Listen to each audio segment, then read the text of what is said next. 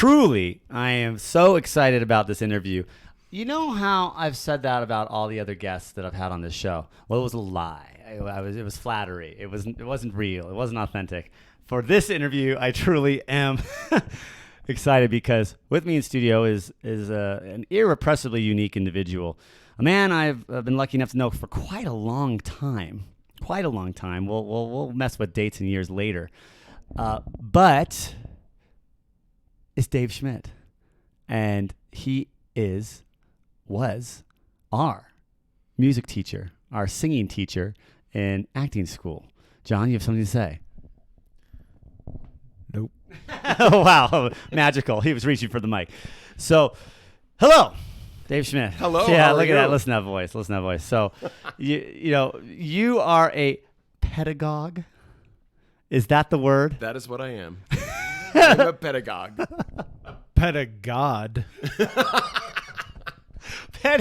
What I am saying there is one who teaches or studies pedagogy, which is the art and science of teaching singing, Yes. of vocal performent. Yes. Am I on the money here? You are right on. What is the etymology of pedagogy? No clue. Yeah, who don't knows? know. Now, I'm falling flat with remembering your credentials. Are you a doctor? Do you have a master's? This is the best. This is the best. I have more initials behind my name than most PhDs because I'm PhD ABD. I'm a PhD ABD, which means all but dissertation, which means I'm fucked. What? I am not a doctor. All but dissertation? So I did all my coursework, but I didn't do my dissertation, so I'm not a Why PhD. didn't you do the fucking dissertation? Because I got the job at the U, and they're like, why do it? You're not going to, it's not going to help you out. So I just didn't do it. So you're an almost doctor. Yeah, I'm an almost doctor. Almost Dr. Schmidt. Yeah. What? Yeah. Where did you go to school, first of all? Where did you get your education? Undergrad, I got at like 5 different universities around the country because I was a professional singer. So I was going to, I kept getting a new job in a new city. So we'd go and I'd go to college for a semester. But I ended up getting everything at the U, my master's in vocal performance. And yeah. I had no idea that you were, your life is singing, vocal performance. Now, we're going to go back in time. Let's go back. Go back in time. To a magical land, 2009 or 10? 2009. I'm right. Yep. Because as like a junior, you entered my scene. Mm-hmm. And My scene. our scene. We had him junior year, acting school at the University of Utah. There was a new sheriff in town. His name was Dave, and he could sing a song, man, let me tell you. And, I've always really liked you, bro. I've always I thought you were so funny and dynamic and engaging and just a wonderful flamboyance about you. You know what I'm saying? That's what I want to ask you. You've always fascinated me. I'm gonna be real with you, man. You go. You've always been very interesting to me because I'm gonna be honest with you. I'm gonna shoot you straight. Initially, I thought that you were gay, right? Because I was like, well, he's a singing teacher. He's very flamboyant. Then I found out that you have like 20 children. I'm like, wait a minute. Better know it's 5. You can 4. 4. Oh my God. But this guy, he breaks every mold. So just when you think that, oh, hack attack, you're being a stereotypical fucking asshole. You're putting him in a box. You're judging the book by its cover. No, because Dave breaks all the molds. This guy, I remember the first time. You won't remember this story.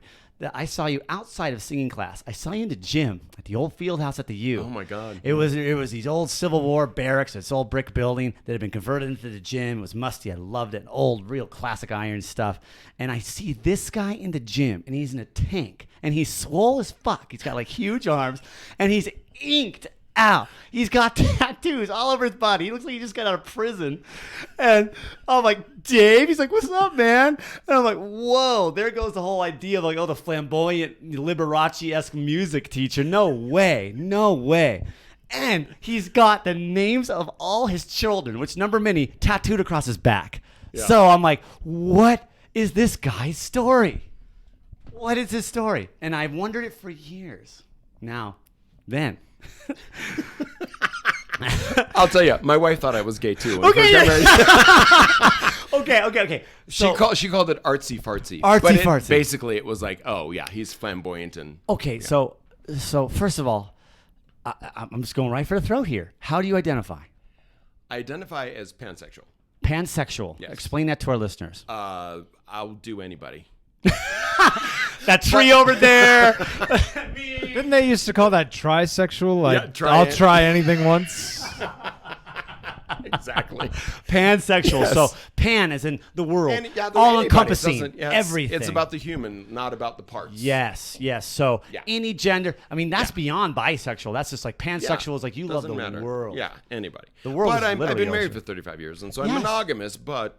Yes, so you've been married for 35 years. You have 4 children. So I'm like, this guy, it suddenly went from like, that image I had of you to like macho man. Macho man. I want to be a macho man. I was like, wow, this guy. I want to be a macho man. Exactly. So let's go back to how you met Shali. That's really funny. Your wife, Shali, you married 35 years? 36 years. That's insane. No, she just told me last night 37. I don't know. Fuck. It's tough to You at this believe what point. You believe what she tells you. Yeah. Now, so when you met her, so how did your dynamic evolve? And I love the story of how you met. I love this. And your first date, it's really funny. How did all this come about? And what she thought, she passed you off as, oh, this guy's gay? How did the interest grow from there? How did you prove her wrong? Well, first off, we met on our Mormon mission in Paraguay, South America. Yes. She got off that we were going to sing together, and so we met singing, when we were both singers. So we met singing, never knowing each other.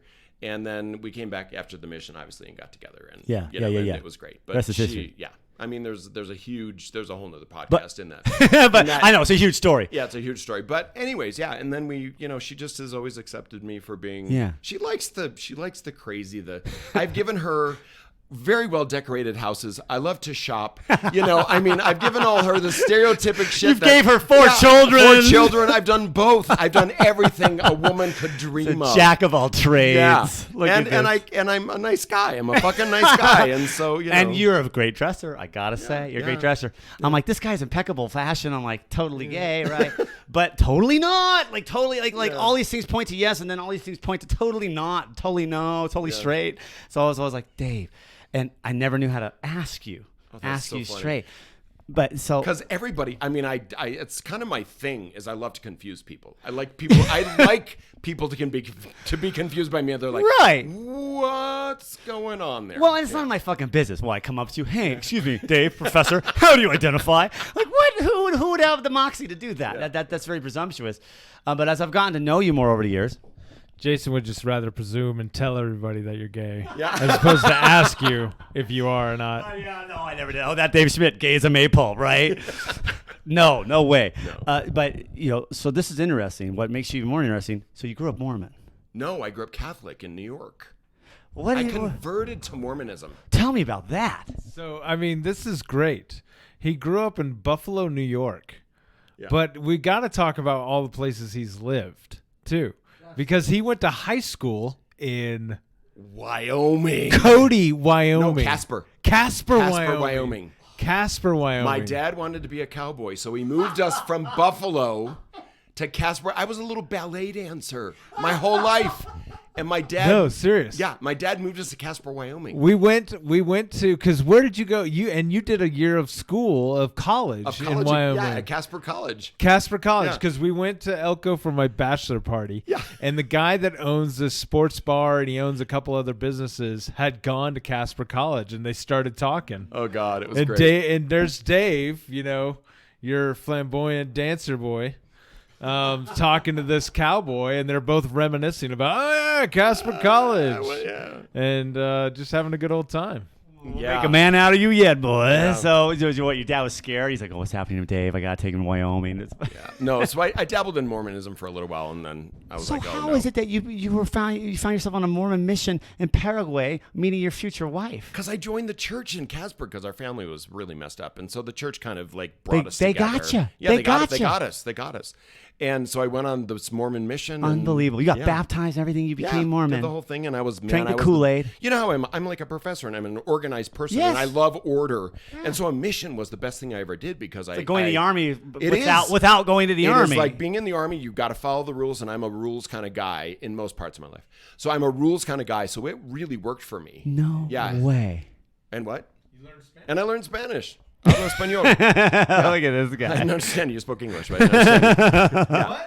Yeah. What? I'm not familiar with that phrase. So I What? met Shali, and then we just she stepped. I'll tell you a story. She stepped off the bus. We went out to greet them because they were late because the bus system there is like in Italy where you never know when it's going to show up. Yeah, sure. And she stepped off the bus and I was like, that's the girl I'm going to marry. It was the weirdest thing. It was the weirdest thing. Yeah. I wrote it in my journal. I've got it in my journal. You're kidding me. I wrote it in my journal and then we came back and we got together. We got married 3 months after our first date. So that's the Mormon way. That is the Mormon. That's the pace. Because you can't have sex. You got to get married to have sex. Something. Yeah. Right? So we got married. So how was it? And now it was it was great. And so now 37 years later. Oh yeah. It's still great. Wait. So when did you start cranking out kids? This is crazy. We had our first kid after a year and a half. So you just did not wait. Like 9 months. I got a job in Nashville, singing in Nashville, dancing actually in Nashville. Like Grand Ole Opry stuff. Yeah, Grand Ole Opry, and I was a backup dancer. Talk about, I mean, this is where I find that this is where the stereotypes really do it wrong. Shattered. Because you look at athletes, right? And athletes, everybody kind of forgets people like Mikhail Baryshnikov. Yeah. The things that guy could do were amazing.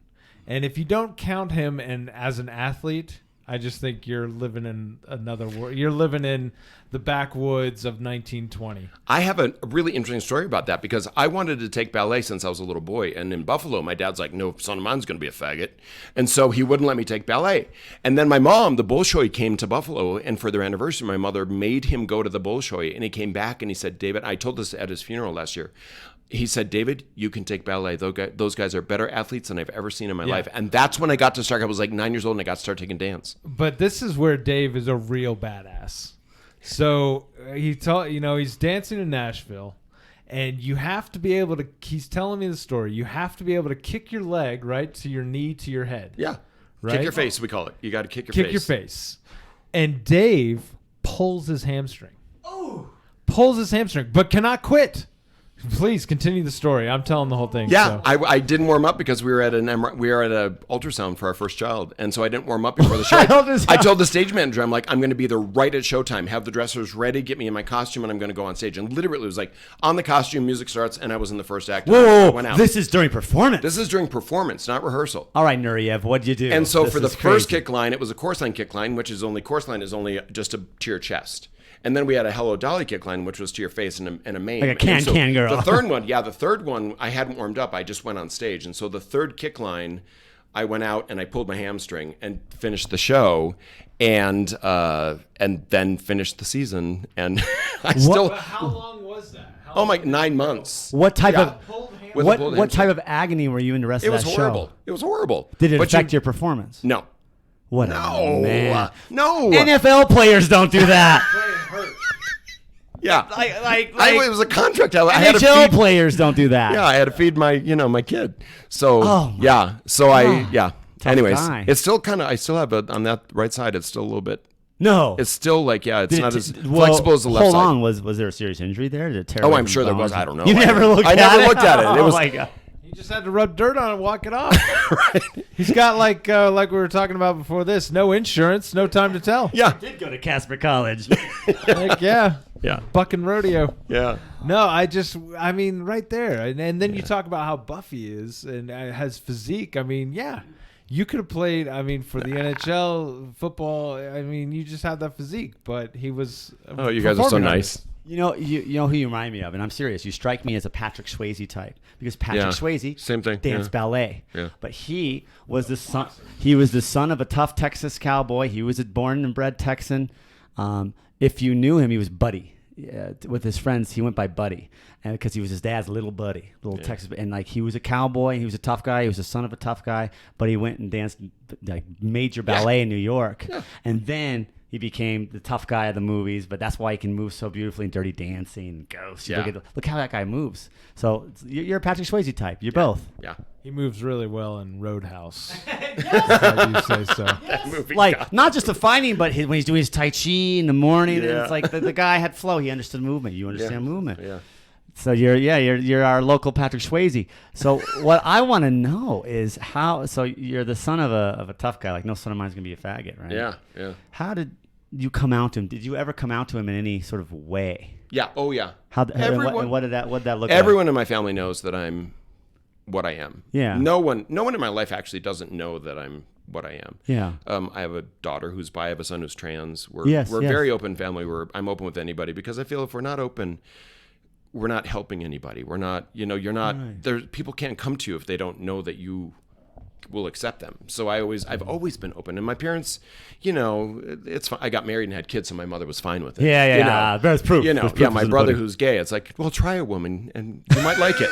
No. So, it's fine. But yeah. What did that conversation look like with your dad? Where you're like, Dad? Oh, my dad was cool as fuck. No way. Oh, my dad was so awesome. So the it whole was time. some oppressive, like. No, he wasn't. He was great. Oh, good. Yeah, he was always really super gift. supportive Some people and aren't. supportive of my child and my children and his grandchildren. Yeah. He was always a great guy. Yeah. And that takes guts to be where he's from, Buffalo, and in that Right. oppressive that place. So I mean, going back to your dad.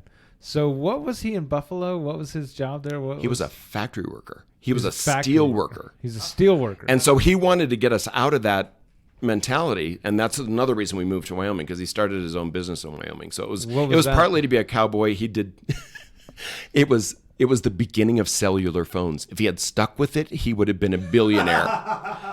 It was like a new thing. Like we had the big cell phones. Who goes out to Wyoming to start a cellular Yeah. phone business? It wasn't expected to take off. In 1977, it was the big, gigantic ones, Yeah, the bricks. Yeah, The bricks. The bricks. Yeah, The they were World War huge. II. Yeah, so he went out to do that. And, Or like the Vietnam, like the radio was a backpack, Yeah. Vietnam War. You had to have two people to do the cellular. yeah, You gotta crank the crank. And, Yeah, oh my yeah. So, but he was a great guy. He just died last summer. Yeah, I remember. It was pretty. It's a tough It wasn't thing. shocking. It was tough, but he'd had cancer forever, so it was Yeah. better that he. I texted you. I remember that. Yeah, thanks. I saw that. I we was were like, oh. waiting for it to happen, and it did, and it was great. I mean, it was time. He was so ready, and we were all ready. He had paperwork all set up. Everything was set. Oh, I mean, it was really. Yeah, he'd been sick for years. That's so good. He was supportive. You made this really great Instagram post the other day. It was during Pride Week, and we had a great parade here. Yeah. And you were there, and your post moved me. You said something like, I had tears in my eyes today. I never had this kind of support growing up. Yeah. So what did that lack of support look like growing up in Buffalo, growing up in Wyoming? Did you have to be secretive? I had to be secretive, like on the outside, but with my group of friends, because I was a singer. My first job in the business was at 16. I was a singing waiter at a restaurant in Wyoming at a Hilton. They started this really nice new Hilton, and it was called Center Stage Restaurant, and it had a stage, and we would serve tables for 45 minutes and then do a show, Like dinner theater. And dinner theater. And so I got hired. In Casper? In Casper, Wyoming, at the Hilton. A singing waiter. That was my first job. What would you sing? Yeah. Yippee-ki-yay, No. little doggy, it's your misfortune. We would do group numbers and staged scenes, and then you had to do like 2 solos during the night that you were required to do between waiting on Like your tables. vaudevillian? What Yeah. was it? What, a little No, it shtick? was like musical theater shows. Like I learned all my musical theater rep at that theater. Oklahoma. Yeah, everything. Had to be all the huge. stuff. It was 76, so we only had Oklahoma and music. We only had Oklahoma. Oklahoma. South Yeah. Pacific. Yeah. Oh, I mean, a man. little bit of hair had been out a while, so. Well, that hippie music. Yeah, That's dangerous. right? Read the Room in Casper. I don't know about that. Hair. Yeah. Oh, my God. So, anyways, with that group, I was out. It was great. It was the 70s, so there was a lot of shenanigans. Yeah. There. It's Oh, not like hell. it's not like you were some anomaly. No. When did you know that what's the word? Oh, I'm different. Like, when did you know? Oh, from the time I was a little kid, I knew I was different from all the other guys Yeah. at school. Always knew I was different. And I ran into, on Instagram, one of my friends from that time. What? And he goes, so did you always feel different? And I was like, yeah. When we lived in New York, you just felt, any kid feels different, I think. But you really felt on the outside of things.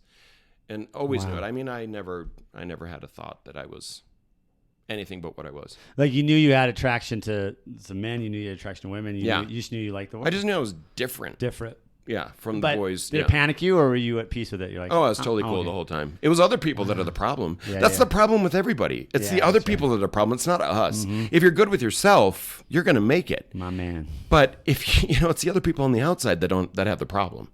What problems did you ever have? Did you ever have a situation? Did you? Oh ever... God, I got beat up and pushed in lockers all What the happened? time. What happened? All the time. Always because of the chased. difference Oh yeah. they sensed in you? Oh yeah.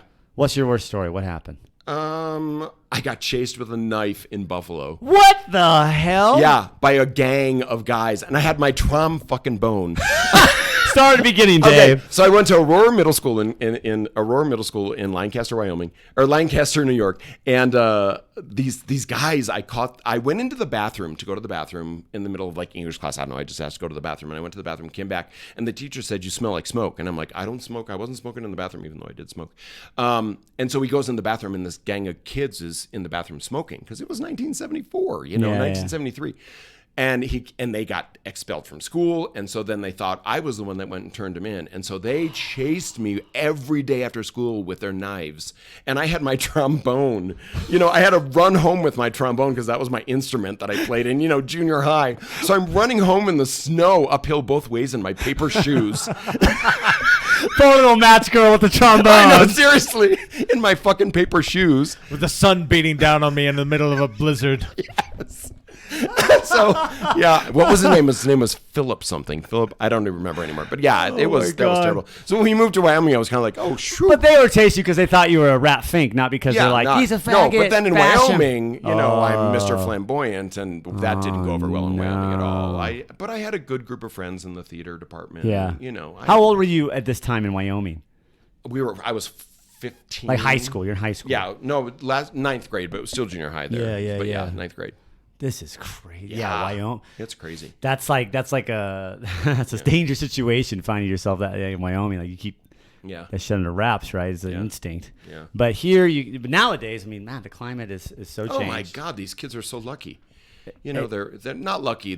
We paved the way. I mean, literally. When you get these young guys who are all these old guys, they start dissing they have ageism and they're dissing the old guys. They're like, wait, we've paved your way to hold hands and walk. You were talking about the parade. Yeah. It wasn't. It was actually a march. And sorry. And Charlene, my wife, we carried the flag, the gigantic, pride flag. And that's what made me cry. Is like, here I am walking down the street carrying a pride flag, and people are cheering in Salt Lake City for us. And I was just bawling. I was like, oh my God, finally. And I'm marching, for my kids and for myself. And, and people are cheering, and you're like, oh my God, finally, not all people, but this gigantic group of people is accepting people for who they are. How far has that come? That's insane. Oh my God, it's crazy. That never happened in the 70s. You no kidding? Way. Everyone was in the closet. No way. Or you think of kind of like what I always think there's the Martin Luther King for civil rights, and there's Cesar Chavez for worker rights, and there's Harvey Milk for gay rights. Totally. But but martyr just like King. Yeah. Right. Yep. Gunned down in the 70s. Yeah. But guys like that paving the way. I mean, we got Harvey Milk Boulevard is 900 South here in Salt Lake. I know, it's cool. Which is really cool. So, you talk about your kids, and some of them have come out. How what did that look like? So you say you have a transgender. I have a transgender born as a boy. Is transitioning. Actually, is non-binary. Non-binary. How did they come to you with that? and I want that story. Yeah, it's great because in our family, I was always like, one of my boys, come on, be a flamboyant gay kid. Oh, you wanted it. Yeah, I was like, come on. Too much over my leg. How come we're both straight? Ugh. I was like, no, come on. And then, my youngest child came out as trans, and we were like, we just loved him. I mean, we just, they were here visiting last week, and it was beautiful. Oh, it was last week this happened? Yeah. No. No, what are you talking about? No, they came to visit last week. How'd they tell you? How'd they like, Dad? They called on the phone. Dad, guess what? Yeah, literally, because we talk on the phone all the time. We're really close to our kids. Yeah, you're way We're tight. lucky, and our kids like us, and we like them. You got their names tattooed on you? Oh, I've got all my tattoos are about the kids. In fact, my three of us have the same tattoo. It's roses. Yeah, they're roses for the kids. Yeah. That's so good. So, and obviously this went over well. You're just I'm happy for you. Yeah, we just full support. Loved him like we love. That's so good. When our other son came to us and said he's getting married, yay, that's great. We love you. Yeah. What are you gonna do? Yeah. I love it. So you're now. How has Corona affected you with your singing? So you teach from home. They come here. They come here, but we did the entire year on Zoom. So what? It was crazy. The first couple of months were nuts. I always like to ask this question, like to people, like, how did you survive the pandemic? You are a pedagogue, a pedagogist. I'm used to. He teaches singing. He on staff. He has a pianist. That's a pianist. A professional piano accompanist, you can say, comes to the house. They play. They do voice lessons on power and pitch and everything. The whole thing. A pojo, more power. Yeah. And how the hell do you do all that over Zoom? We learned really fast. It was crazy. It was a big transition. NATS, the National Association of Teachers of Singing, had a ton of workshops on how to do it really fast. It's called gnats, like the bug. Oh God, these gnats are driving me crazy. Oh, they do drive me crazy. But anyways, we just learned really fast. And it's actually, we learned a lot during that time that we're putting into our studios now. Yeah. We couldn't play the piano for them the whole time because of the delay. You had to play the pitch and they had to repeat it. So everybody's a better singer this year because of they didn't have the benefit of the piano right there in the room. So everyone's pitch is better now. Everybody's gotten, They have a better ear. Yeah, they have a way better ear. So we're keeping that. We're keeping that in our studios now and making them work harder. That's crazy. Instead of, letting. Here's your accompanist and begin. Mm-hmm. What? Yeah, it's been great. Look at you. So how you gotta, in a situation like that, at the university we did this too. I worked with my vocal staff and I'm like, we got to come out of this better than we went in, or the students aren't getting an education, and that's our job, is to educate. So we're going to come out of this better than we started. And how are we going to do that? And we sat down and we brainstormed and we just did it. You got to come out better. You got to take the bad things that happen in life and you got to come out better. If you don't, what's it worth? There's the title of our episode. What's it worth? A bit lengthy. I don't know. That's that. You're right. So it could be come out better. No, I love it. Come out better because it. Come is spelled C-U-M? Duh. How were you thinking of spelling it? It's a Dave Schmidt interview we're talking about here. Exactly. The much anticipated Dave Schmidt. You're more elusive than a snow leopard, man. I've been very excited to interview you. We've been talking about this for months. Let's interview Dave. This is amazing. That's great. Okay, so what I want to know. So way back in the day, when you entered the scene at the U, this is 2009. 009. John, Farrow and I here, we're in our junior year of our actor training program at the University of Utah. David Schmidt here enters the scene, dynamic, funny, wildly talented. It was a breath of fresh air. It was really exciting. But since then, I remember I go through the rest of the program, and I became a super senior. I fucked up. Yeah. I didn't pass a lot of classes I should have, or didn't take the class I should have at the same time. Oh, my God. Did you fuck up, or did you just take your own route? You carved your own path. You saw the trail through the mountains, and you said, no. Everybody's gone down that road. I will veer off. I will make my own path. I am a trailblazer, not a trail follower. Yes, he is. Two paths diverge in a wood, and I took the path last traveled by, and that has made all the difference. Yes, it's true. To be honest, you took the third path that wasn't even a possibility. He bushwhacked. Listen, all metaphors aside, I took longer than I should have, but by the time I was a super, super senior, enjoying much respect, the department changed with the advent of the MTP, the musical theater program. I'm a graduate of the ATP, the actor training program. Suddenly, the halls were filled with songbirds, and all sorts of singing was going on, and the size of the department quadrupled. Yeah. You, my friend, you became the head of that. Yeah. Tell me about this. This is huge. The head of the musical theater program. The program only specializing in, musical theater and musical performance. Yeah. So that's huge, man. That's huge. I got hired. Sarah Shippobotham and Sands hired me. Congratulations, retrospectively, by the way. Yeah, right. They hired me just to teach her class to sing. It was the other singing teacher had left, and they needed a new person. I went in. I had all the credentials. I had all the stuff, and anyways, I was hired to teach you all to sing, and you did a great job. I loved that class. That was my first class, and it was the one I remember. It was great. I'll never forget it. It was great. Yeah. So anyways, Gage, the head of the program, came to me and he goes, sorry, before that, Shalia and I had started the Salt Lake School for Performing Arts. Mm-hmm. So we started the high school for performing arts. So we were already kind of we had our own opera company. We were entrepreneurs. We kind of do stuff. You were on the scene. We do man. shit. We do shit. So, and Shalia performs in Utah Opera and all this stuff. It's like crazy. Yeah, so we're like performers and we're entrepreneurs because we wanted to do stuff. And anyways, Gage came and said, hey, you started the high school for performing arts. You want to start a musical theater program here at the U? And I'm like, hell yeah, let's do it. And so literally Sarah, Gage, and I put the paper with Amy Okeson and put the paperwork together and we started the program. And this is like on here now, but the first class wasn't really musical theater majors. They were ATP majors because we hadn't been approved by the regents of the university. Ooh, so we did it. You stacked the because deck. we're going to step into this and do it. And then they approved it. And then we actually, though that class did graduate with an MTP. So I started it and was the head, and then we brought in other people to run it because I'm not that person. I don't want to run it. I don't want to do that. So much work. I just want to teach. I don't want to do paperwork.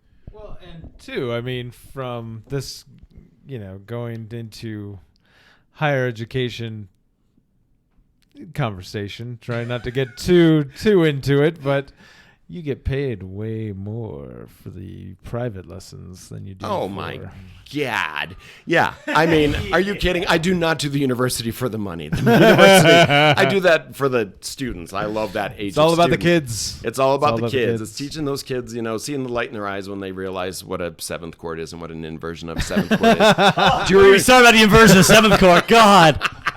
Yeah.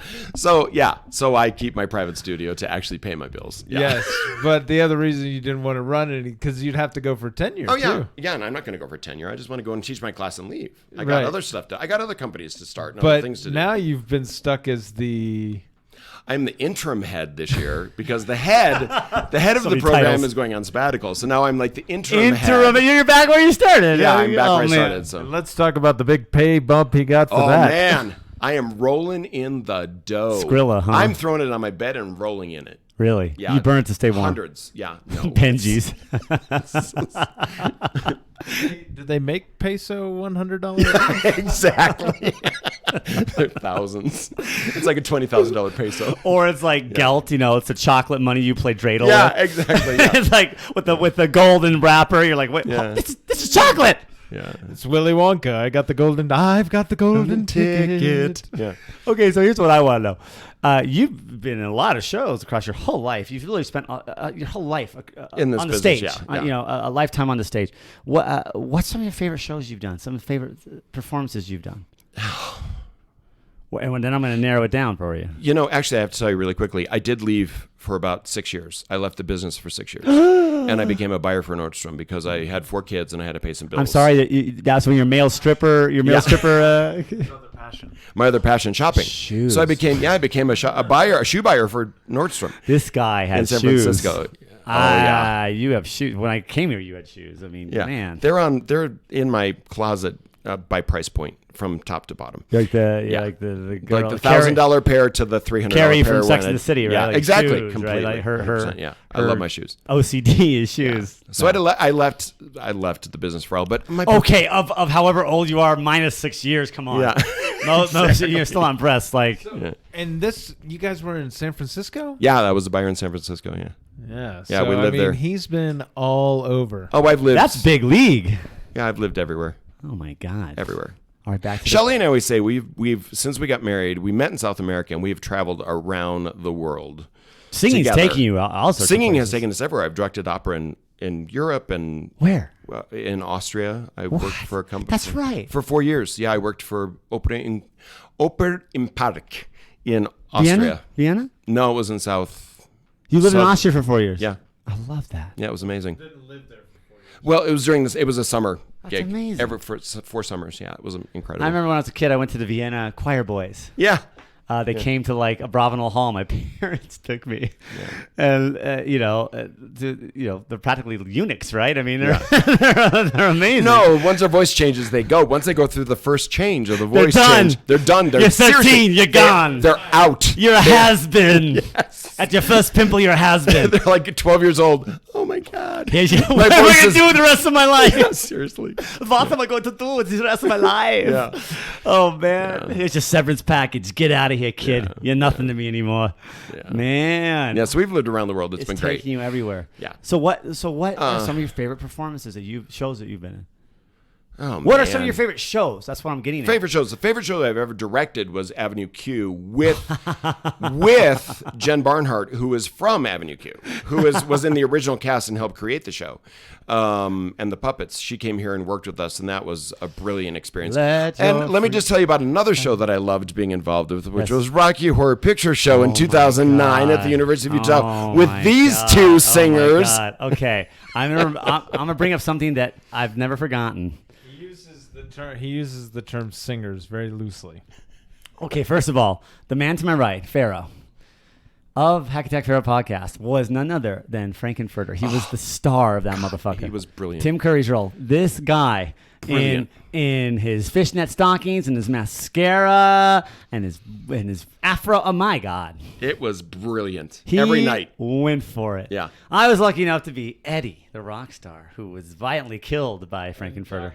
Oh yeah, And double Dr. cast. Yeah. Yes, and I'll never forget this. You told me. Now I don't know if you probably told us to every kid, every student. You're gonna be a star. You pulled me aside during rehearsal, and you're like, "You have the hardest song in the show." I had Hot Patootie. Bless my soul, I really love that rock and roll. It was such machine gun delivery singing. I had to take huge breaths and get it all out. You always said, Jason, one breath, you can do it. Huge breaths and get all the lyrics out in one big go, fast. It was a really fast tempo, and it took force and power, and like I would just be like catching my. Thank God when he killed me on stage because I could take a break. You breathe. I don't know if you know this, Dave, but every night when I would kill him, it was in the upstage right corner under the platform where nobody could see. Yeah. And every night I would bash his brains in, and then I would teabag the shit out of him. I did not know that. I wish Every I'd night known. I would put my crotch right in his face just to see if I could get him to flinch or do something. And In your fishnets. And he would just be like, "You bastard." I had to be dead, right? His scrotum on my forehead. And it's so in keeping with the show. But I'm like, my lungs are heaving. Yeah, yeah. Hot Patootie, bless my soul, I really love that rock and roll. And I kept going, and in the non-chorus part, like I had to sing so fast. It was just a tongue twister. Yeah. And I remember you just said to me, you have the hardest song in the show. So like, good job. You kept encouraging me. You kept, Yeah. And I'd be breathing. And the only time I had a break is I had backup singers. I'd be like, Hot Patootie, and then they'd come in and I'd Hot Patootie, and like working the crowd and going through. And I had this like Bruce Springsteen Elvis mashup. I had a pompadour, I had a leather vest, I had a guitar, and like I loved it. But my God, Yeah. that was my only song. That's a tough one. That was my only song, and Because it was Meatloaf. That's Meatloaf. Originally, yeah. I mean, yeah. Meatloaf's deal. But my God, every night I'd be like, I can do this because what? That was my main song. That was my swan song, my magnum opus before you brain me. And then teabag my brains. Brained in so many ways. You irreverent bastard. But yeah, no, I have really good memories about that show. I do too. I still have good memories about that show. And I remember a wild thing happened. I remember my grandma died during that show. Oh, really? Yeah. This is 10, 11, 12 years ago. She was 98. She'd been born in 1912. She was ancient, and she was gonna die. It was inevitable. It was near the end, and I had to come to tech. It was for all you listeners out there. Tech is like full dress rehearsals. You're right on the cusp of opening night, and I remember I had to say goodbye to her, and I knew it was going to be the last time I saw her. And how do you say goodbye? Like, well, bye, Grandma. Nice knowing you my whole life. But I had to. Yeah, and it's theater. And I went to tech, and she died. Wow. I think I remember that. I told you. Yeah, I do. I remember. I don't have. But I remember I told you my grandma's dying. I remember that. And you're like, what? Yeah. C'est la vie, right? Yeah. Such is life, as Ned Kelly says. And She died. But there's a T-shirt. I mean, everyone's got the T-shirt. I can't. I have rehearsal.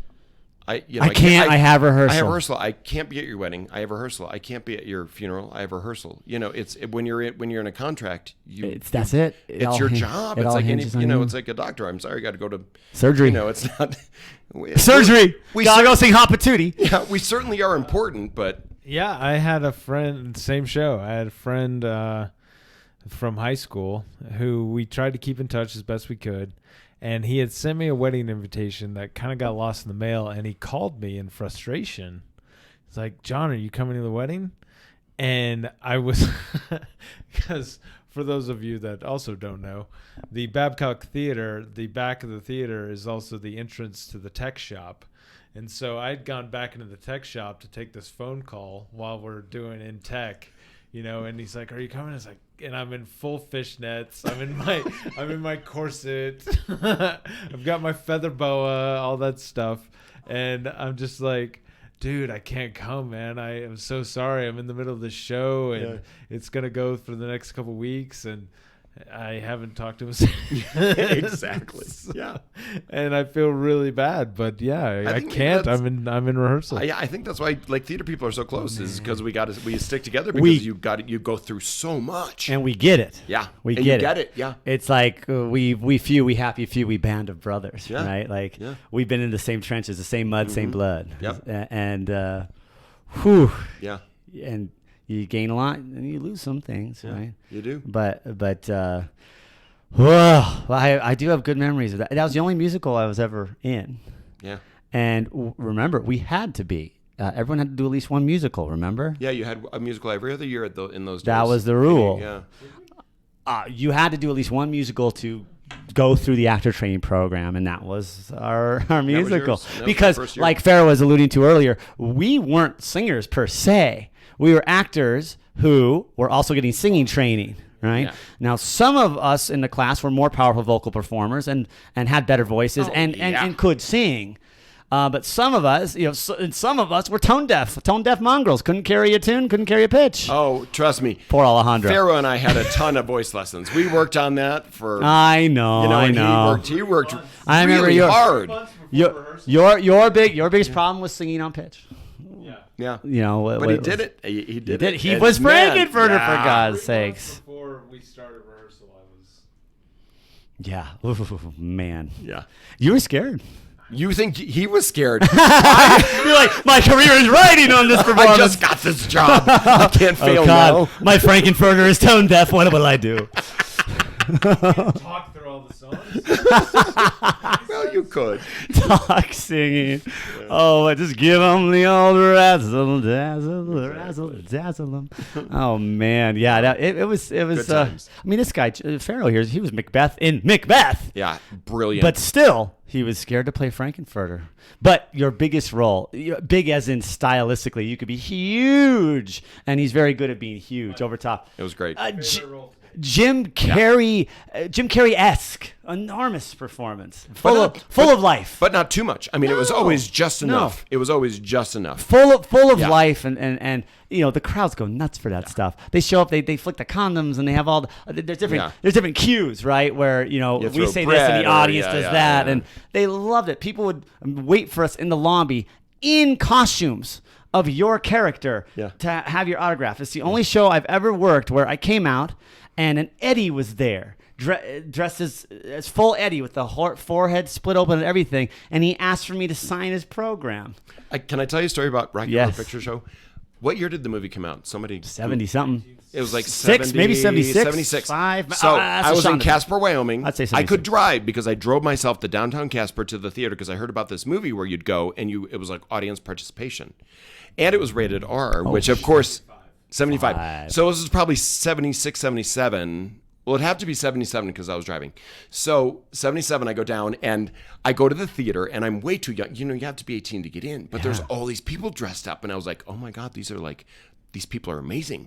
So I go with this group of people that was all dressed up, and I snuck. I'm a little like skinny David. I was like 5'11", 5'10", 5'11", skinny as hell. And I go and I sneak behind these people, and I snuck into the theater, and I sat way in the back, like stage left, audience right, back in the back, and watched the Rocky Horror Picture Show for the first time. I was obsessed. People were throwing shit. It's taboo. And it was taboo, and they were up on the stage performing, and they were in like crazy sexy costumes. I was like, holy shit. These are my people. What was the role that you wanted to do? Oh, I wanted to wear the corset and the fishnets. Are you kidding me? Tim Curry.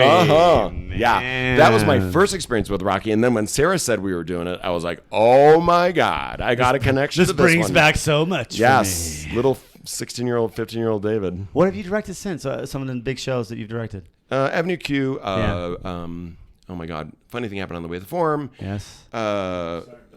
Full Monty was amazing. You did the Full Monty? Full Monty, yeah. That's one of my favorite films. I love the Full Monty. The stage show was amazing, and the I cast grew up, was wait, incredible. where? At the U? At the Grand. Because I saw it at the Egyptian. Where? The Grand. So non-university, like just out in the real world. Yeah.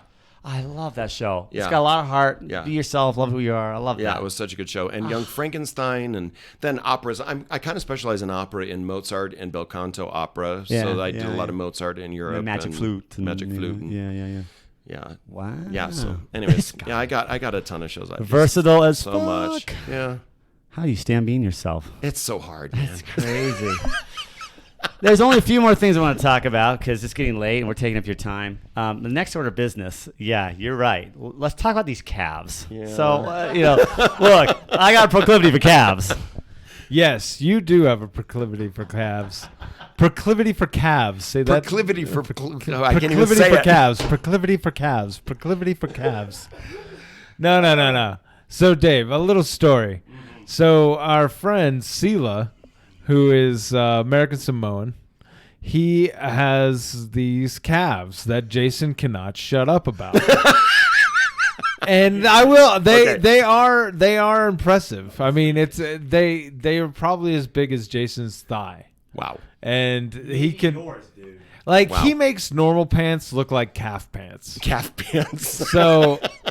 So Jason, one day we're driving along and Jason's just going on and on about his calves. He will not shut up about his calves. It was forever. It was an eternity. It was an eternity of calf talk. And then your name came up, and he's like, and then there's Dave. And it was just like, and Dave has these incredible calves. And then Dave, and then it went, no, Dave just has incredible legs. I mean, his legs are just amazing. Man. All right, look. It's all those ballet classes. Look, I'm a personal trainer. I know good genetics when I see it. And the calf. Let's talk about the muscle of the calf.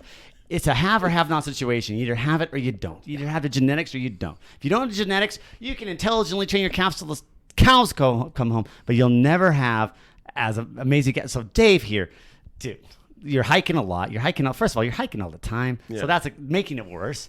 And he wears shorts everywhere, dude. Diamond cut, triangular from the frontal view, like man.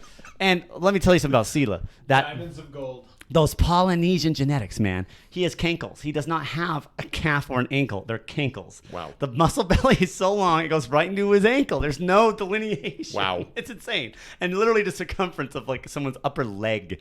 I couldn't believe it. I literally had to take a picture of it. I'm kind of obsessed. I'm obsessed with calves as well. Because it's like you said, it's a have or have not. You got them or you don't. And I have not, right?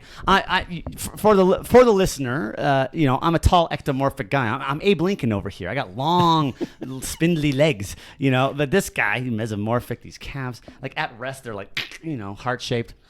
Man. Yeah, it's all the ballet classes. You're blessed. And I work out all the time. I mean, I'm 50. I'm 15. I'm 59 in 2 days. Get the fuck out of here. I wanted to ask 59, you. 59, yeah. What's you're 59? Yeah, in 2 days. Get the fuck out of here. But I've No, always... bro. Seriously, 49. Right? Like take a decade off. Whatever your age is, shave a decade off. You. No, shave a whole decade off. Thanks. You're also very youthful and buoyant. Right? Yeah, and as I a like personality. life. Yeah. And I don't know, you don't seem to change. You're fit. You've always been fit. Yeah. What the hell? I like to work out. Well, I've always liked the gym. That's some, you get people who say, I wish I could go to the gym, work out like you. And I'm like, well, it's a thing I like to do. It's not a chore when you like it. No, it's like I get to go. This morning I got up and I was like, oh, my buddy canceled on hiking this morning. And so I was like, oh, great. I'll just go do my Pilates class. Because I got to do something. What did you do through Corona? Because gym shut down. And that was another thing. I said I was going to come out of Corona weighing less than I did. And not that weight is important, but I'm 59, and so I drink or something, it goes straight to the belly. Everything goes. I don't gain it anywhere else. It's all in the belly, and I didn't want that to happen. So I did a lot of Pilates online because my studio offered an online thing that you could do. So I just kept doing that, and Shali and I walked every day, and we hiked a ton because you're you could be looking outside. svelte, man. You're looking good. Yeah. So I worked out. I like to work out. And you work out always. Good for you. Always love to work out. Yeah. So speaking of looking svelte, you also have a certain Instagram page that highlights the base. What do you? Le derrière. Oh my God! Here we go. Now I'm going to get in trouble. So the base. So this is why we wanted to talk about. So if you are a student of Dave's or a former student of Dave's or a colleague of Dave's, there's no judgment here. Instagram approved. Okay. I've only been shut down once. Shut down once. I've only been shut down once. It's all good. I'm sweating right now. It's all good. and there's no pubic hair because Dave is hairless. He's a hairless ape. That's how I got shut down the first time. He's a hairless ape. I mean, seriously. I mean, smooth as a baby's bottom. I am really right now. But tell us about this page. Oh God. What an intro. I think you have to now. There's no choice. Shit. So we go hiking. I'm going to need your page. What what? My wife is a really good photographer. Uh-huh. And she likes my derriere. Sure. So we go in the mountains. There's no one there. So I might just get a picture. Get a couple pictures. Maybe there is, or maybe not. There isn't a modeling session. Or there might be 800 pictures in my file. Yeah, there might be. I don't know. It might be 900. I'm not sure, but it's definitely over 700. To commemorate every hike. Every hike is special. Every hike is different. Just so like derrieres. Yeah, every view is different. So I understand. So this is on during Rona, I thought let's start putting these on on the Insta because I saw some other guys that were naked hikers, and so I have connected with around the world, the International Naked Hiker. Yeah. There's a whole network of Oh my gosh, it's amazing. I can go anywhere around the world and have a free place to stay. Because of your ass shots and my nature? Ass shots, yeah. But I'm talking, I mean, it's not just that. It's like these are other guys in I'm cheapening it. I'm talking London, Russia, Italy, Switzerland. I mean, I cannot believe this. Japan. What's this called? This organization, this secret organization. It's everybody's pages are called something different, but we're all the same. We're all just naked hikers. It's called Naked Hikers? No, it's not. Everybody's got their own thing. pages. It's just a thing, and so you find each other. Yeah, it's not. There's no. They're like anarchists. There's no actual organization to it. They just all have a similar philosophy about how you should or could not should but could do hiking. Yeah. To convene with nature. I'm going to need your Instagram handle. I will give it to you. I don't know if I can give it to you. You want to become really famous? Give it right now. The other 28 listeners will. Yeah, right. You'll gain 28 followers. You want real fame, David Schmidt? I only have 1,500. I could use 28. We're really hoping that we get more fame. Guy, if he posted this on his. On my Instagram, the guys would listen. Instagrams? Yeah. Oh my God, yeah. These are nice guys too. It's great. It's a really great community. Thinking of possibilities, you're gonna have to put this in your story. Like, look, listen to this podcast. I do this podcast. And I will. Fame and fortunes are unlike you've never dreamed of. I know it sounds like the temptations of the devil, but I'm telling you. Come on. Oh my God. All I'm asking for is your soul. Come on. It's so funny. It's a blast. I have a blast with it. Shali. I love it. Shali edits the pictures before I put them on. It sounds like there's production value. It's like good content, man. It's just good content. The world's starved for good content. Starve for good content. This is wholesome. This has been amazing, and it's getting late. I don't want to take up too much of your time. So, in summation, to close, I want some words of wisdom from you. Yeah, I know the eye roll, but stick with me here. What do you want to tell our listeners if there's anyone out there, say, struggling to face their identity, struggling to be themselves, struggling to come out of anything, or if there's some music advice, anything, I want your words to live by. Okay. Yeah, I mean, because we were talking earlier about how things have changed. I mean, and things can still change, still need to change. But you're talking about, younger generation looking at the older guys going, with their opinions about the older generation and them not knowing exactly that they do stand on your shoulders. And you also being in higher education and seeing how that's changing and seeing all the students come through that. And I guess, what would you say to a student that's really looking to find themselves? This is partly vulgar and it's partly IPA. Yes. Aren't they both vulgar? International Phonetic Alphabet, because the word fuck starts with a fricative, has an which in American is very pleasant in the American mouth, and ends with a plosive, k. So fuck is a great word in the English language. So what I always tell my students is you've got to learn to say fuck it. Just either fuck you or fuck it. You've just got to get it out and be yourself. Don't let anybody tell you that you can't do anything. If someone tells you can't do something, man, fuck you. Fuck them and fuck I'm gonna it. do it. You got to say that. And whether it's literal or in your head, you got to and get on with your life and be what you are and who you are. You can't let anyone stop you, because I did for years let people stop me, and that's not good. So once I made that switch to fuck you, I just all of a sudden I'm able to do anything I want to do, and the world opened up. It just opened up to me. Everything opened up. All my dreams and hopes came true. Teaching at a university, music, what I love, was a dream of mine forever. And when I finally said, fuck it, I just went and I did it. And I didn't let anybody get in my way. So don't let anybody get in your way, ever. Holy shit. I think we just got the title of the episode. Fuck it. Fuck it. And I really wanted you to sink into that fricative fuck it. Fuck it. Man, I love that. Yeah. Or for the Utah rated version, don't let anyone stand in your way, Yeah. Frick it. Fudge it. Fudge it. Oh, man. Yeah. Well, fuck, Dave. This has been fun. Thanks. You move me, man. I love that. Thanks. David Schmidt is a world-renowned pedagogist, a singing teacher, professor, our professor, and naked hiker, and who I'm proud to call my friend. So thank you for spending time with some schmohawks like us. Farrah, what do you want to tell this guy? Thanks. Until next time, fuck it, everybody. Fuck it, and thank you for listening. Fuck off. That was great.